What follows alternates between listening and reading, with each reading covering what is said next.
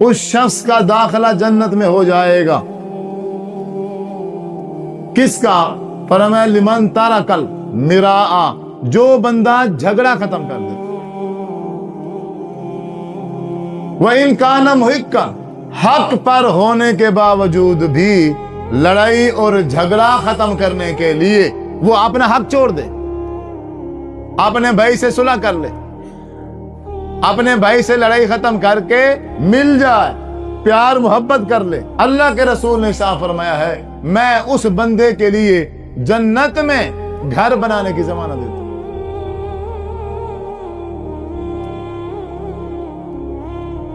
آج اگر ہم دنیا میں دیکھیں، لڑائی جھگڑے کے علاوہ کچھ بھی نہیں ہے۔ گھر گھر میں جھگڑا، مدارس میں جھگڑا، مساجد میں جھگڑا، بازاروں میں جھگڑا، گھروں میں جھگڑا، ہسپتالوں میں جھگڑا۔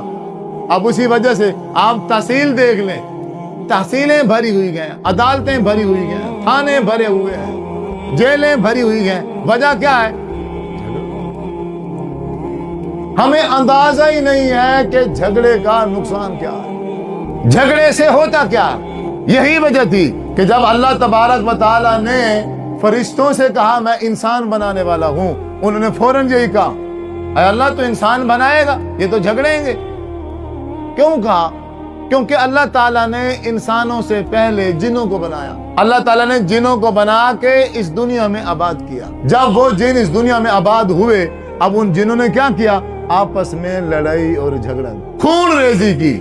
جب ان کا جھگڑا حد سے بڑھا، اللہ تبارک و تعالیٰ نے فرشتوں کو حکم دیا۔ اللہ نے کہا اب ان جنوں کو، ان شیاطینوں کو اٹھاؤ، آبادیوں سے اٹھا کے ان کو جنگلوں میں پھینک دو، ان کو پہاڑوں میں پھینک دو، یہ آبادی میں رہنے کے قابل نہیں۔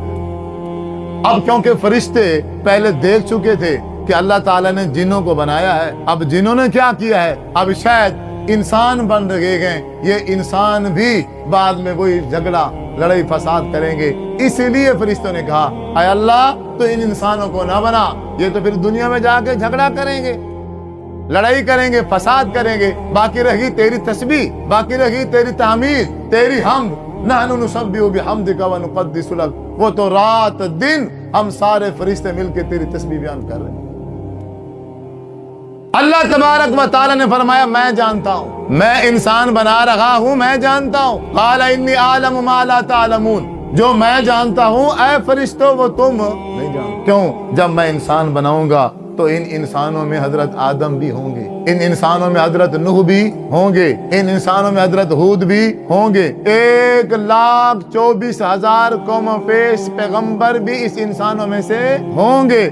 پھر لاسٹ میں ہمارے آخر نبی حضرت محمد صلی اللہ علیہ وسلم بھی تو ان انسانوں میں سے ہوں۔ اس لیے اے فرشتوں تم نہیں جانتے ہو، جو بات میں جانتا ہوں وہ تم نہیں جانتے۔ کیوں؟ ان انسانوں میں سے صحابہ کرام بھی تو ہوں گے نا، 1,36,000 کم۔ تو بہرحال آپ کو بتانے کا جو مقصد ہے وہ یہ ہے کہ لڑائی جھگڑا یہ ایک ایسی نحوست ہے کہ جس جھگڑے میں لڑائی اور جھگڑا آ جائے جس جگہ پر، اس جگہ کی برکتیں، اس جگہ کے جو اللہ تبارک و تعالیٰ نے اپنی رحمتوں کا نزول فرمانا ہوتا ہے، وہ ساری کی ساری برکتیں اور وہ ساری کی ساری رحمت جو ہے وہ ختم ہو جائے۔ جھگڑے میں نقصان کے علاوہ کچھ بھی نہیں۔